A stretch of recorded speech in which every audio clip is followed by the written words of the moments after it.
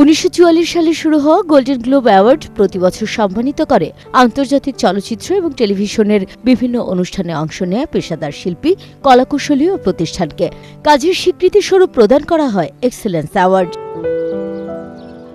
প্রতি বছরের মতো আসছে জানুয়ারিকে সামনে রেখে ব্যস্ত হয়ে উঠেছে Penske Media Corporation and Elvis Industries. 2024 সাল থেকে এই প্রতিষ্ঠানই সামলাচ্ছেন এই গুরুভার।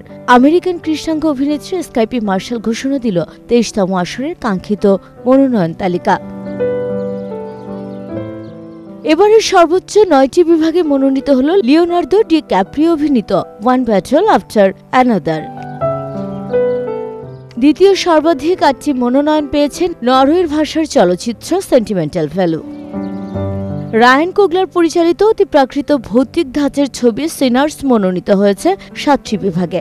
নাটকে সেরা অভিনেতার মনোনয়ন পেয়েছেন জোয়েল এজারটন ট্রেন ড্রিমস নাটক থেকে, অস্কার আইজাক ফ্রাঙ্কেনস্টাইন থেকে, Dwayne Johnson the Smashing Machine থেকে, মাইকেল বি জর্ডেন সিনার্স থেকে, ওয়াগনার মুরা দ্য সিক্রেট এজেন্টের জন্য, জেরেমি অ্যালেন হোয়াইট পেলেন Springsteen Deliver Me From Nowhere হোয়ার থেকে।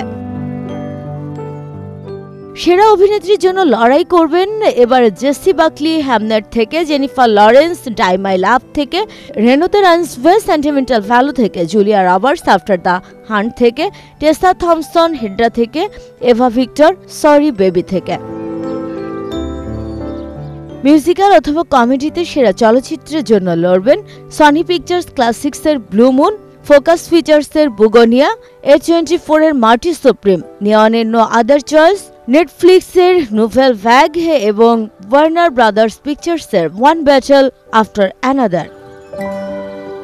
এই একই বিভাগে সেরা অভিনেতার মনোনয়ন পেলেন Timothee Chalamet, George Clooney, Leonardo DiCaprio, Ethan Hawke, Lee Byung Hun, Jesse প্লেমন্স।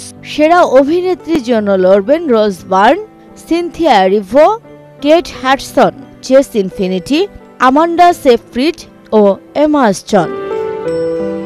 Sumana Sumi, 71।